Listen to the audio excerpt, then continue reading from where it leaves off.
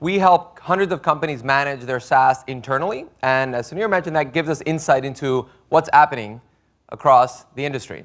And we wanted to share some of that. If you want to take pictures, we'd love some tweet love. We're Blissfully. Twitter handle is blissfully.com. We're blissfully.com is our website, and myself, Ariel Diaz, founder and CEO. So one of the things that is obviously a common thread for everybody in this conference is the SaaS explosion. Over the last 10 years or so, SaaS has permeated entire organizations, companies large and small, across every single business function. And this is really what gives rise to why Blissfully exists. We help companies manage this explosion of SaaS across the entire company. And we help hundreds of companies, large and small. We're focusing this talk and this insights across SMBs, which is one of the themes for the conference. And we also have a unique data set because it goes back over 8 years across what companies have using, how they've been evolving their usage over the last 8 years or so. And we see this again across all business functions, from sales to engineering and product and everything in between. So let's look at some of the numbers. I mentioned before, so each of these lines, colors, represents one business function. So 5-6 years ago, SaaS was pretty focused on engineering and maybe some early sales with Salesforce. But recently, it's really touched every single business function, with more and more products serving very niche needs, very particular functions across the entire business. And as a result, you see SMBs paying for dozens of products, using dozens more free products, and spending tens of thousands of dollars, even for small companies, across all of their SaaS usage. And this impacts large and small companies. The keynote yesterday with Envisionsoft, they focus on companies under 10 employees. They use a lot of SaaS, including Envisionsoft and many others, all the way up to public tech companies, thousands of employees or more. So we focus for this data set and this preview in companies under 1,000 employees. So if we look at that, obviously, bigger companies are going to use more SaaS. This is not a surprise. Companies approaching 1,000 employees, they're using hundreds of different SaaS apps.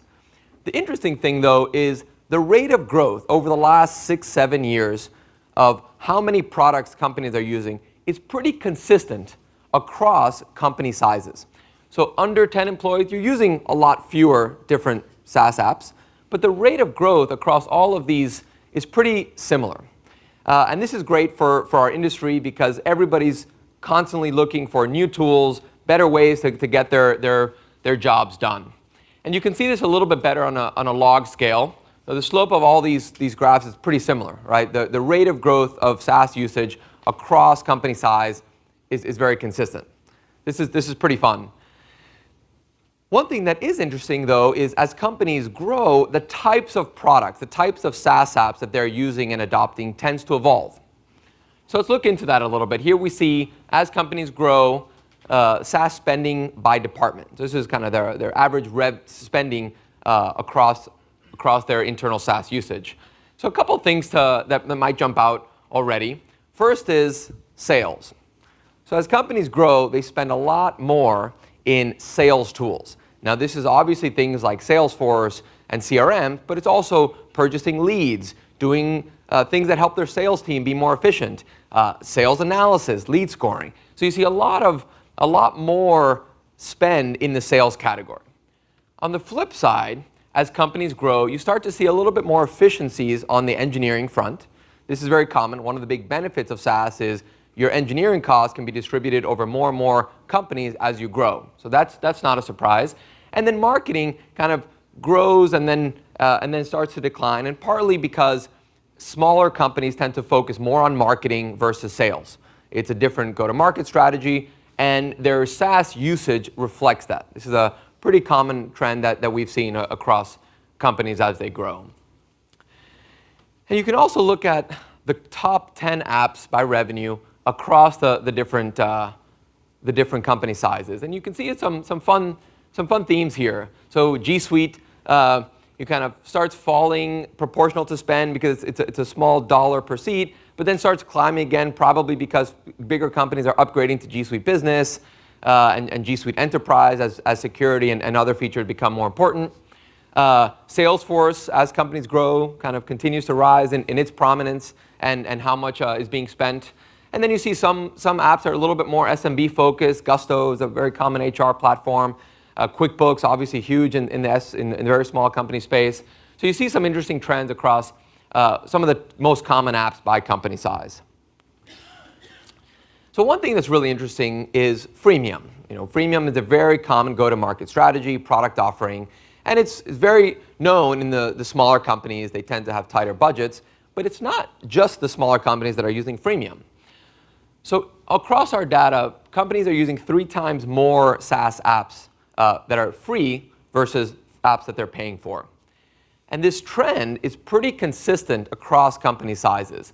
So this is we saw this chart before, now it's broken down into free and paid apps. And if you look at this on a percentage basis, it becomes pretty clear that this 3 times more free apps versus paid apps is very consistent across companies. This is encouraging for a bunch of reasons. A lot of companies in this room have freemium offerings. It's not just limited to very small companies, but it also creates some challenges around the consumers of SaaS, because you're using a lot more than you might be paying for, and you have to track that and understand that and integrate more and more apps. So switching gears a little bit, let's look at the SaaS vendors. If we look at just the top 20 by revenue share, you see a lot of very familiar companies in here. Your big enterprise players, Google, Microsoft, Salesforce.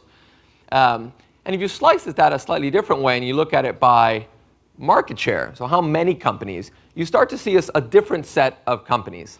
You see folks that tend to have smaller revenue per company, like Gusto and MailChimp, but are more widespread. So you start to see some interesting differences across companies that have higher contract values. Salesforce was ranked pretty highly by revenue, is a little bit lower. They're still pretty broad, but a little bit lower when you just look at market share. And in terms of just the total SaaS vendors, you've seen, we saw a chart yesterday, and there's 7,000 apps just in the marketing space, and tens of thousands of SaaS apps across different categories. And you see this just explosion of SaaS being adopted, and not just that SaaS being adopted within organizations, but also just the sheer number of vendors that are providing increasingly focused SaaS products to different companies. We've talked a little bit about the different departments and what they're using, and you can also, we wanted to break out the growth rate of SaaS usage by department. And you see a few different categories. Engineering, finance, and customer support, these tend to be a little bit more mature SaaS categories. QuickBooks Online, Xero, were really, been around a long time. They're very established players. Engineering and platform as a service is also one of the early SaaS models. So those are pretty stable in terms of their growth. On the flip side, you see some of the categories that have a little bit more new products coming in: product, DevOps, and HR. Engineers, are using more and more SaaS. It's not just running everything on their local environment. They're using a lot of tools. They're paying for a lot of tools. There's a lot more HR software out there, not just on the big category of HR information systems, but as more and more categories move online, application tracking systems, et cetera, that category is growing. And then product, you have a lot of design tools. A lot of things that used to be local apps are now moving to SaaS model. Adobe, obviously being a huge public company, has moved most of their revenue to SaaS, but also things like InVision has seen incredible growth, and a lot of other products in that category. And then in the middle, you see the sales, marketing, biz ops. They're growing. They're a little bit between the higher growth categories and the more established categories. I wanted to also take a different slice and look at some of the fastest growing companies. Some of these folks are here, I've been chatting with. You can see which apps are gaining ground, how are they growing. See, this is a common slide. Blissfully Calm, if you want to tweet it out. And you can see a lot of, again, some familiar names, some new names. Messaging category, Drift and Intercom, those are super hot right now. It's actually incredibly fun to see the very public competition between Drift and Intercom. It's creating great products for consumers and has a lot of dividends for a lot of us. So now let's look at the implications. So this has some good and bad news around this SaaS explosion. So starting with the vendors, many of us in this room, the bad news, more vendors equals more competition. Every category has more and more competitors, more and more new entrants, and it becomes harder to differentiate a given product as the category grows. Dave Cantrell at Drift, he likes to say that one of the big differentiators in products these days is not the product quality or the UX, but the brand. And the SaaS industry and the tech industry has been less focused on brand building, but one of the examples that he looks at a lot is the consumer product goods industry, the big CPG companies. The only way to really differentiate Tide is by branding. And that may be one particular extreme view on the importance of brand, but certainly more vendors is leading to more competition. On the flip side, the market is still growing at an incredible rate. The pie is getting bigger for everyone, and there's a lot of exciting opportunities as more companies move to SaaS, as more data is in SaaS platforms, the integration opportunities continue to grow, and there's still some underserved categories that could use some product innovation. And some other interesting keys, freemium as a business model is still incredibly prevalent across all business sizes. Freemium has kind of goes in waves on how popular it is, but it's still very, very common across companies, not just smaller, medium companies, but also companies as they grow. On the flip side, if we look at SaaS consumers, and the beauty of SaaS is certainly all vendors are also consuming a lot of SaaS internally. And if you look at similar bad news, you have the sheer increase in the number of vendors and offerings creates confusion, creates what we like to call the SaaS chaos. Which product should we use in this category? What are we using? How do we manage all the tools that we're already paying for and the free ones that we might not even know about? The good news is, as this number of vendors increases, you have a lot more really high quality, really amazing products serving every single niche, getting your business to grow, getting your business to build products faster and better. And the other key is you need tools to manage all of this chaos. And that's actually why Blissfully exists. We think about this SaaS chaos. Companies are using dozens of different SaaS applications, some paid, some free, some they may not even know about. And what we do is help companies by starting with real-time visibility into all the different SaaS applications they're using. This is a partner conference. We have a lot of partners in this ecosystem. First is Google. We have a G Suite Marketplace app. You install that once. You can start the process, integrate additional data sources, accounting systems, single sign-on providers, et cetera. And we use this to bring in a real-time overview of the apps that you're using across the organization, the people that are using them, and how much you're spending across those different SaaS applications. In aggregate, some of these, the trends that you've seen today is the result of some aggregate anonymized data across our companies. So it gives us some really interesting insight into what people are doing, and we like to share that with some of our partners. And the reason we do this is because we don't want companies to think of SaaS and chaos. We want them to be blissful when they use SaaS. And we help by taking a lot of the worry around the SaaS explosion off their plate, helping create a really nice, simple dashboard to see everything they're using, to address their security and compliance issues, to help make sure they're not wasting money, and to help make sure the employees are using the tools that they need.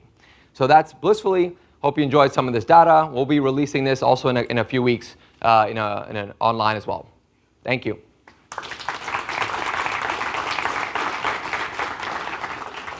Open up to questions, but I have a first question. So when customers first see all the SaaS apps that are mapped across the organization, and it's like, what is the reaction, and what do they say, and what do they do next? Great question. So almost every single company upon first installation, and I didn't mention, but you'll see the complete data within a few minutes of installing it. And nearly every single company will find products they didn't know they were using. So IT looks at this and says, I didn't know we were using that. Finance says, I didn't even know we had all these free products. So there's an instant surprise in just the volume of apps across the organization. Well over 50% of companies find instant savings, either apps that they're using multiple subscriptions in a given category, or something that we actually identify who the billing owner is, so they can identify billing owners that are not even at the company, but nobody's getting those invoices and receipts, so they can cancel things like that. So we see a lot of kind of instant surprise, and it's partly delightful because they get to get better visibility, but certainly surprising for almost all companies. And then one other question before I open up to the folks. So you ever see opportunities where people go, wow, I'm a SaaS app, I'm coming always up against this other SaaS app. There's an opportunity for us to work together by looking at your data. So we do that as we go deeper with certain customers, not in aggregate right now. But one of the things that's interesting is, we start to see examples of how companies mature and how the SaaS that they're using evolves as they grow. We looked at some of that data, and the stacks do evolve. People move CRMs as they grow, as they have different pains. Integrations start to matter more as you use more and more tools. So there's a lot of utility around seeing your stack in one place and seeing where you can either integrate better or what pains start to evolve as the company grows, whether that's across security or across sales. Awesome. Questions from the audience? You guys are not woken up yet. It's caffeine in your blood. I should have done more calisthenics this morning. All right, someone's got a question. I'm going to pick people. I'll ask one more questions. So if this... All right.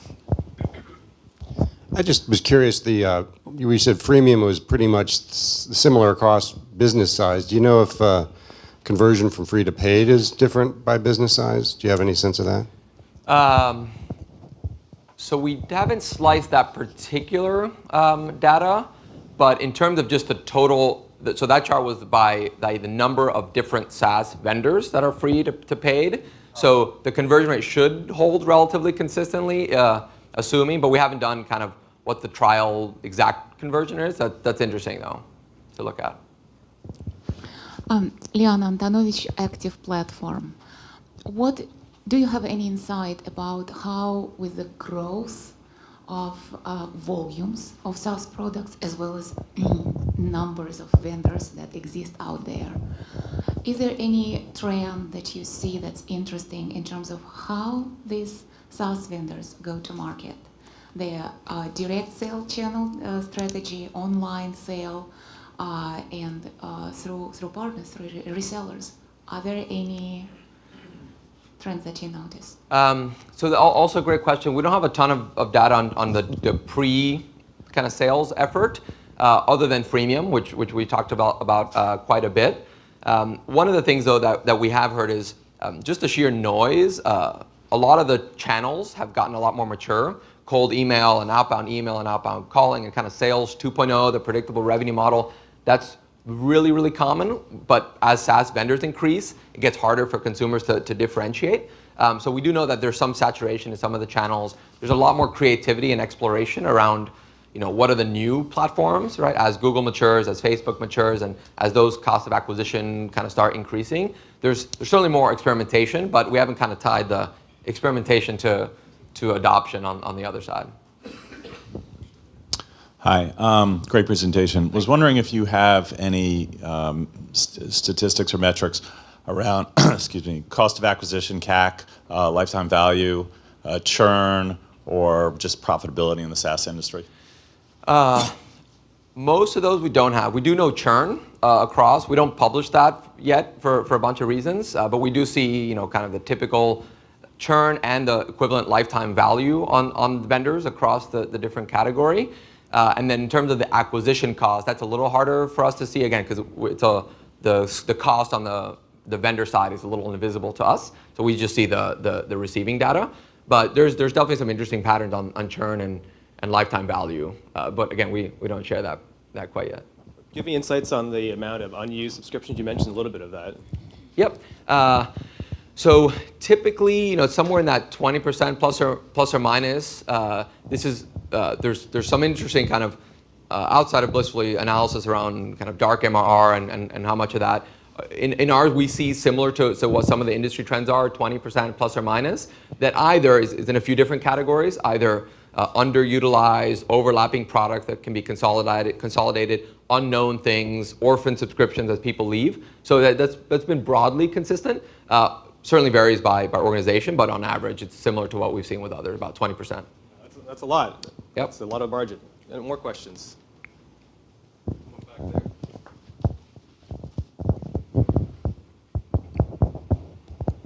You had a couple of slides that show largest SaaS players by revenue, by growth. I'm just curious, a number of them are private companies, so how do you collect that data? So this is anonymized and aggregated across our user base. So this is just looking at the growth rate and the revenue per customer, not their revenue growth, but the revenue kind of penetration across our customer base. Maybe you should talk a little bit how Blissfully works. It's pretty cool. Sure. So to get the data we have to serve a lot of the pains around SaaS chaos, we integrate a lot of different data sources. I mentioned, we plug into accounting systems so we can get some of the how much you're spending across SaaS vendors. We integrate with security platforms like Okta to get utilization data and single sign-on. We have a deep integration with G Suite so we can actually identify the people, some shadow IT, even what might be unknown to finance or IT.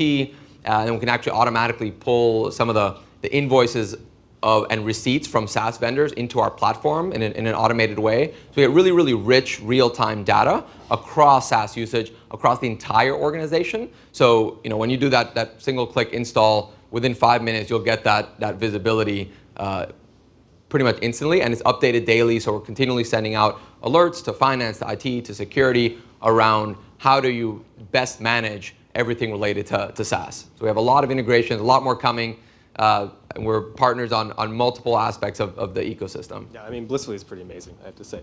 Any other questions? All right, I think that was amazing, Ariel. Thank you so much. Thank you.